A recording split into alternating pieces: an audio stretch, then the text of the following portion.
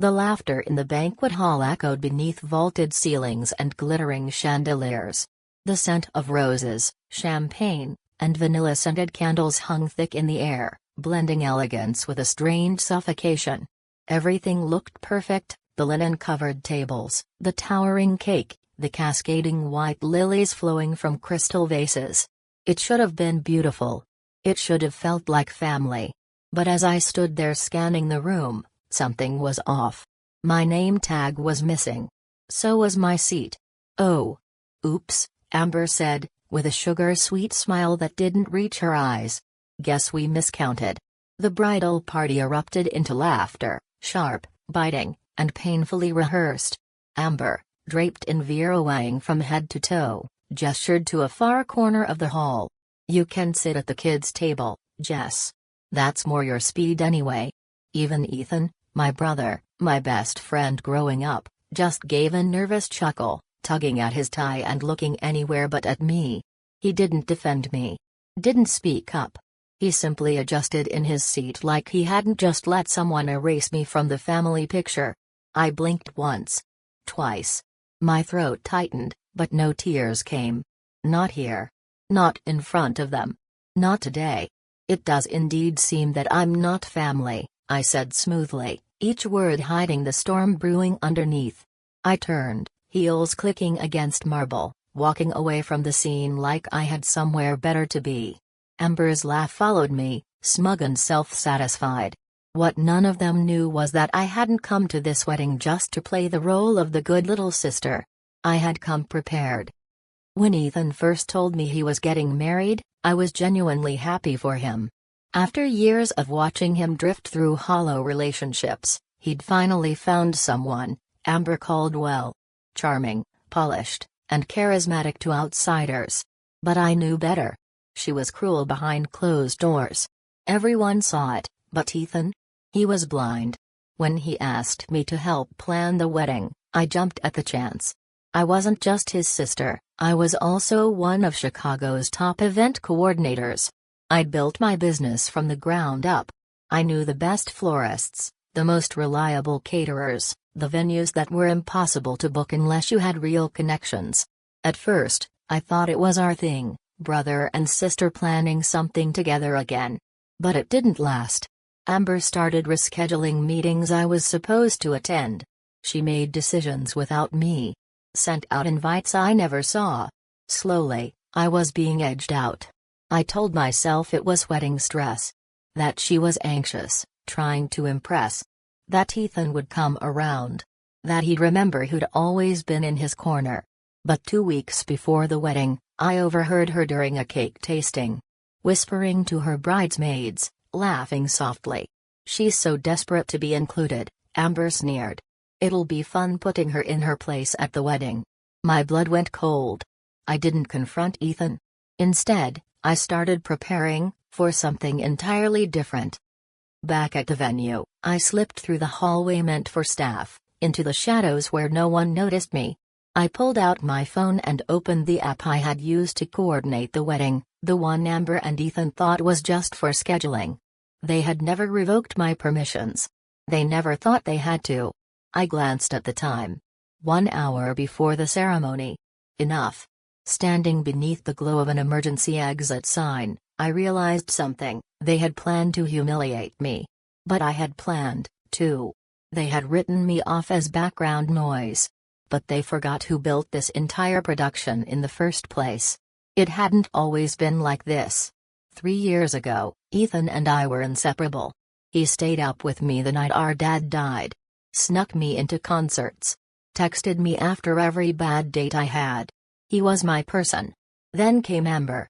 I first met her at Ethan's birthday dinner. She was stunning, dressed in designer labels and dripping with quiet power. But behind the smile was something sharper. She looked through people rather than at them. From the start, I wasn't family, I was competition. She'd throw digs my way when Ethan wasn't looking. "Oh, you still live in that tiny apartment, Jess? That's adorable." Or, "Ethan says you plan parties for a living? How fun." Ethan would brush it off. "She's just trying to impress you," he'd say. "She's nervous." But over time, he stopped noticing. Or worse, he stopped caring. Our weekly dinners became monthly check-ins. Group texts replaced real conversations. Amber controlled the narrative, always polished, always curated, always in charge. When they got engaged, I buried my discomfort. I congratulated them. Offered to plan the wedding as a gift. Ethan's eyes lit up. Really? That would mean the world to me. I meant it. I wanted to help. But I wasn't planning the wedding, I was holding the clipboard until Amber didn't need me anymore. It really hit me during a venue tour at the Ivy, a historic estate with garden views and chandeliers like something out of a movie. Amber had asked me to meet her there. When I arrived, she was already laughing with the venue manager. "Oh, Jessica," she said with fake surprise. "We already made a decision. But you're welcome to tag along." I wasn't a coordinator. I was an afterthought. Still, I showed up. Handled permits. Confirmed contracts. Managed the logistics, quietly. Even when Amber took credit at family dinners for the months of coordination, I smiled and nodded. Then came the seating chart. 2 weeks before the wedding, I found it on the kitchen counter during a family brunch. I wasn't at the head table. Not near Ethan. I was at table 14. The kids' table. When I asked Ethan, he just shrugged. Amber thought it'd be funny. You know, lighten the mood. That night, I lay awake and realized something. Amber wasn't the only problem. Ethan was. And I was done pretending. I still had access to the venue, the band, the caterers, the florist, the transportation. All of it had been set up under my company's name, with me as the point of contact. They'd forgotten that. So I began making changes, not canceling. Not yet. But shifting things quietly.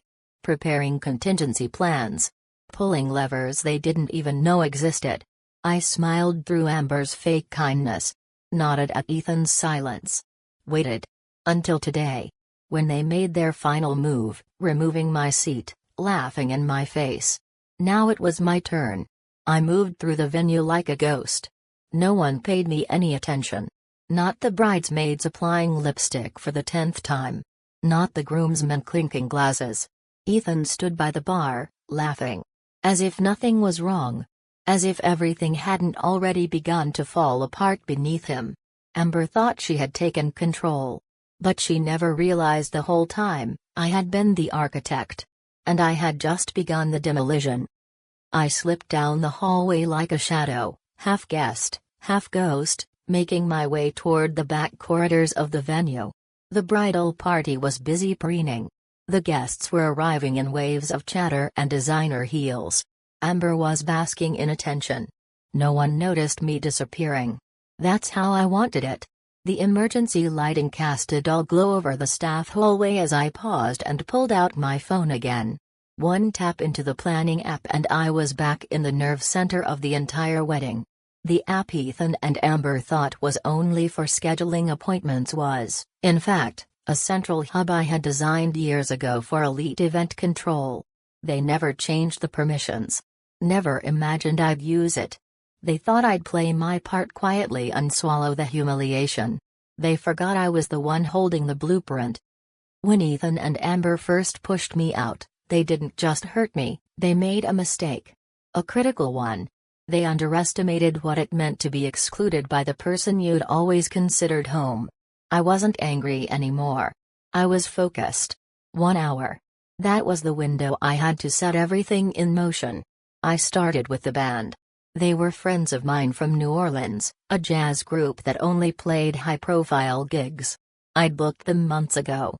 And last night, after I finalized the reversal contract, I sent them a quiet message. Plans changed. Disengage after cocktail hour. Full pay still applies. No questions asked. Next came the caterers. A family-owned business with a strict professionalism code and a personal relationship with me. I had the authority to pull their service at any time due to breach of contract. All I had to do was trigger the clause in the system. Done. Then the venue. The Ivy estate had been booked under my company's name. Amber might have picked it, but the booking and liability fell under my firm. When I submitted the revised contract 2 nights ago, it included a clause that would pause operations if alternate authorization wasn't provided. There would be no dinner, no cake, no reception. Unless I said so. And I wouldn't. The ceremony began like any other. Rows of guests fanned themselves under golden chandeliers, the air filled with a sense of elegance and anticipation. I stood near the back, a statue in a sea of smiles. I didn't belong there, not according to them. But I stayed. Quiet. Watching. Amber walked down the aisle like she was floating, every movement precise, poised. She made sure everyone was looking. Everyone but me. When the officiant asked if anyone objected, her eyes flicked toward me, just for a second. Daring me to ruin it. I didn't. I wasn't there to ruin the wedding. I was there to let it fall on its own. During the cocktail hour, I stepped out into the garden. String lights twinkled overhead like stars captured and hung in rows. Guests mingled, sipping champagne, complimenting Amber's taste. They had no idea. The band began packing up. Quietly. Calmly. By the time someone noticed the music had stopped, they were already halfway out the door. Inside, the kitchen remained silent. The servers were idle.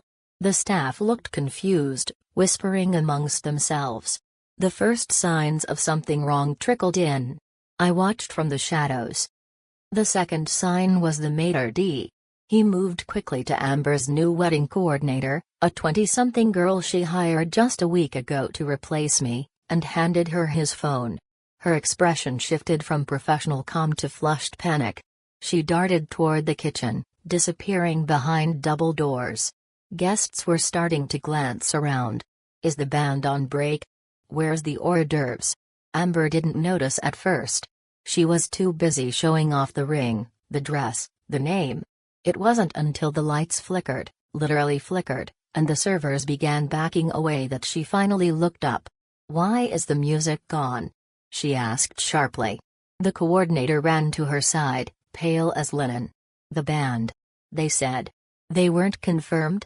"The contract, something about non-payment." Amber's jaw tightened.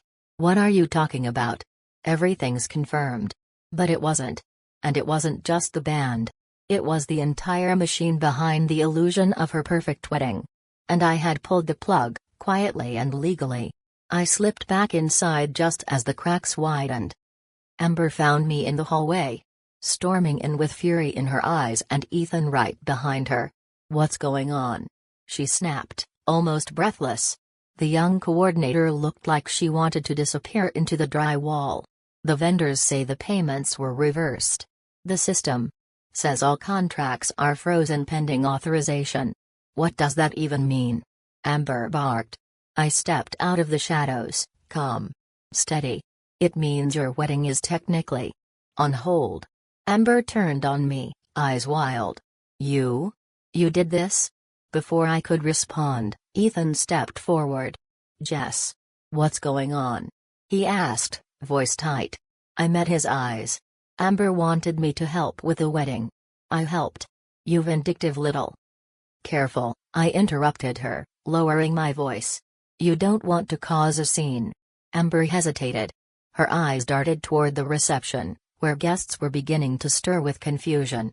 She cared about image more than anything. Right now, the cracks in her perfect night were visible. And growing.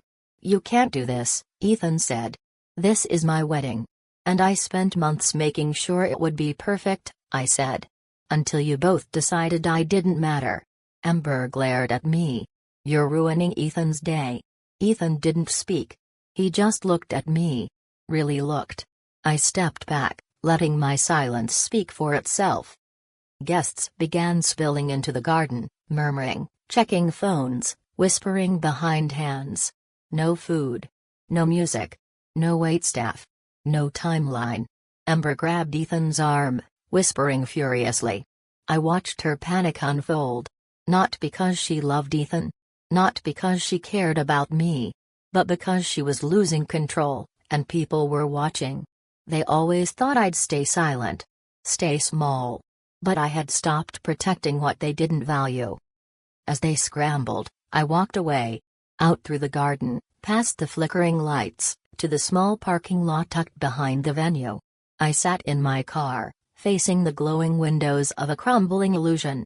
Inside, Amber's fantasy was collapsing. No vendors. No answers.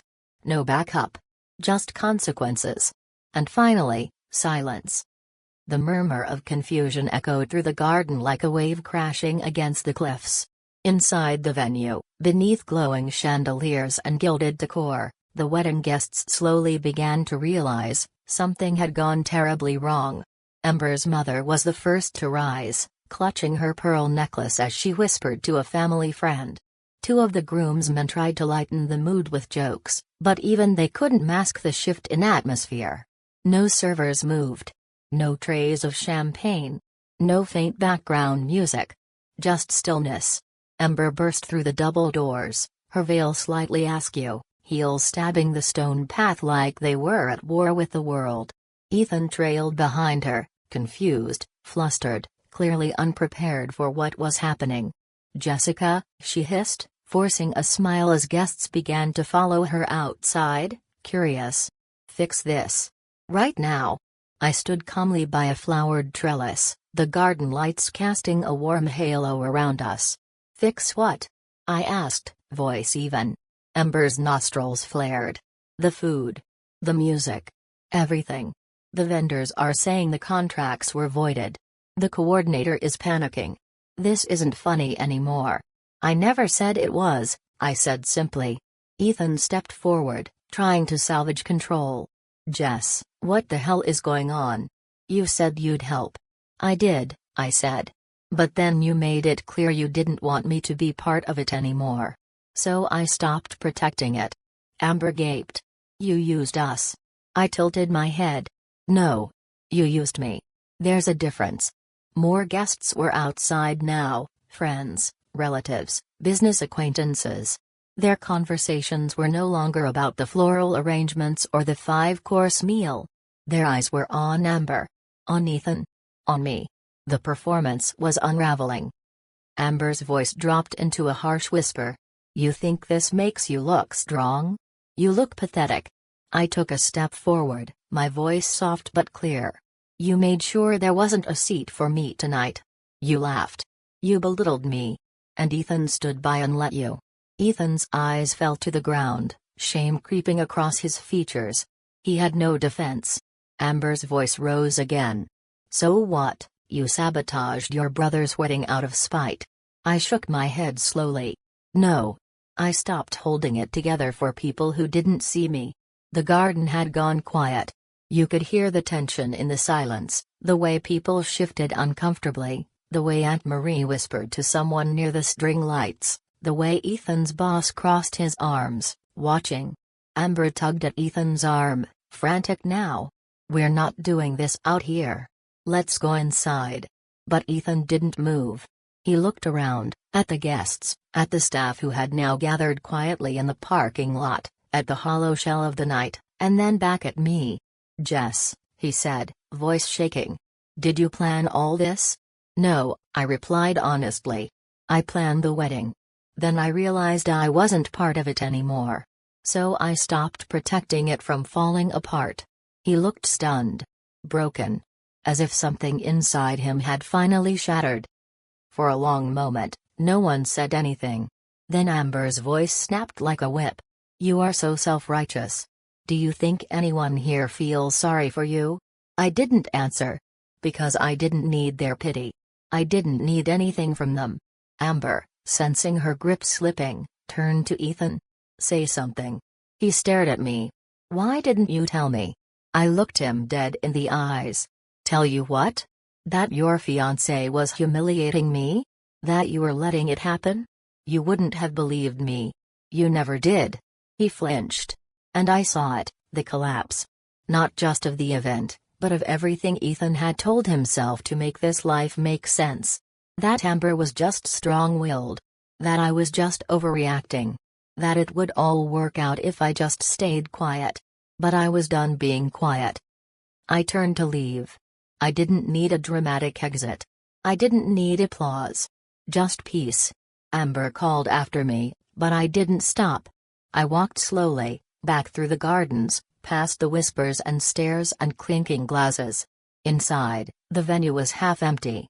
Vendors packed up silently. The jazz band's corner sat vacant, cables coiled like abandoned hopes. The kitchen staff had disappeared. Even the head table, once pristine, now looked like a monument to something that never really existed. And then I saw it, my missing seat. Still gone. I smiled. I got into my car and sat there for a while, staring at the glowing building in my rearview mirror. From here, the chaos was invisible. From here, it looked like a wedding. A celebration. A fantasy. But I knew better. I didn't feel triumphant. I didn't feel victorious.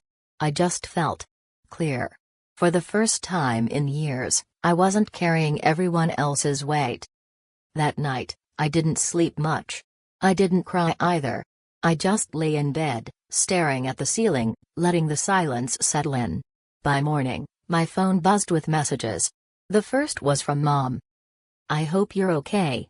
Call me when you're ready." Then came a few from relatives. "You didn't deserve any of that. We didn't know. We're sorry." And then came Ethan. Dozens of messages. Some defensive. Some confused. Some heartbreakingly familiar. Like the old Ethan, the one who used to sit with me after Dad's chemo appointments. The one who once said, "Nothing will ever come between us." But it was the voicemail at 3:13 a.m. that told me everything. "Jess, please. I messed up. I should have stopped it. I should have said something. You were right. Amber's furious. But that's not the point. I was wrong. I'm sorry. Please call me." I played it twice. And for the first time in years, I cried. Not from pain. From release. 2 days passed before I answered Ethan's messages. We met at a small coffee shop tucked between brownstones and bookstores, a place we used to go after Dad's chemo sessions. It smelled of roasted beans and cinnamon, unchanged by time, like a bubble untouched by the mess outside. Ethan looked older. Or maybe just tired. His shirt was wrinkled. His shoulders slumped. The rings under his eyes weren't just from a sleepless night, they were the weight of something he'd avoided for far too long. He didn't speak right away. Neither did I.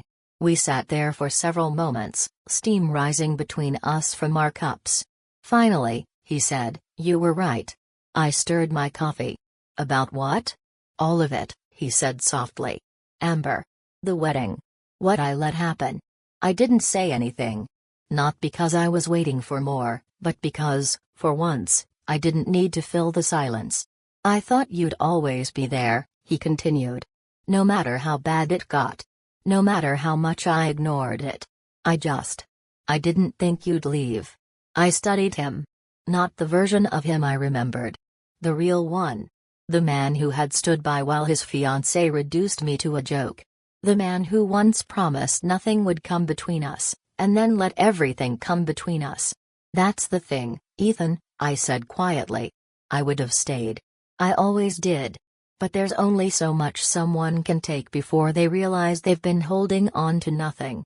He nodded, eyes wet. "I'm sorry." And he meant it. For the first time since this all began, he wasn't deflecting. Wasn't defending. There was no Amber here to speak for him. No curated guest list, no image to protect. Just Ethan, raw, ashamed, and trying. Could I have forgiven him completely in that moment? Maybe. But forgiveness, I realized, didn't mean putting myself back into the same space I had just crawled out of. It meant understanding the damage. And choosing not to return to it. We talked for a long time. About Dad. About childhood. About how we got here. And when we left the cafe, we didn't hug. We didn't promise to start over. We just nodded, an unspoken acknowledgement that something had changed. Something needed to. The story of the wedding spread quickly through our social circles. Not just because it fell apart, but because no one could quite explain how. Amber, true to form, spun her version. She blamed vendors. claimed it was unforeseen. That Jessica had been unreliable all along. But the truth simmered beneath every polite nod and every curious glance exchanged across charity galas and cocktail parties. People may not have known the full story. But they knew enough. Enough to stop calling me the sister who overreacted. Enough to start calling me the woman who walked away when it mattered. In the weeks that followed, I didn't reach out to Ethan again. He reached out a few times, small things. A photo of Dad's old fishing rod. A memory of a childhood vacation. A funny moment with Mom. He was trying. I didn't shut him out. But I didn't rush in, either. I was building something new now. Something for me. 1 year later, I stood in the gardens of a different estate, this time, clipboard in hand, headset in place. Another wedding. Another celebration. Except this time, I wasn't a forgotten guest or an invisible sister. I was the professional everyone respected. The bride hugged me tightly before walking down the aisle. "Thank you for everything," she whispered. "This is better than I ever imagined." I smiled, genuinely. "You're welcome."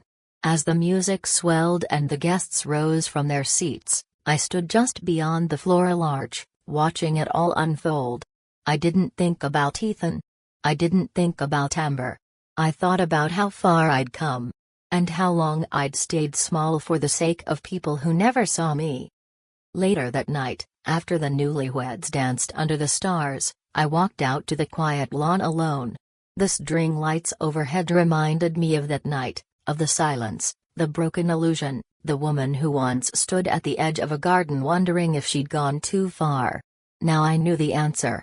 She hadn't gone far enough. Because walking away wasn't the end. It was the beginning. When you spend years shrinking yourself to fit into someone else's idea of family, it's easy to forget what it feels like to stand tall. But once you remember, you never go back. Not for tradition. Not for loyalty. Not even for love.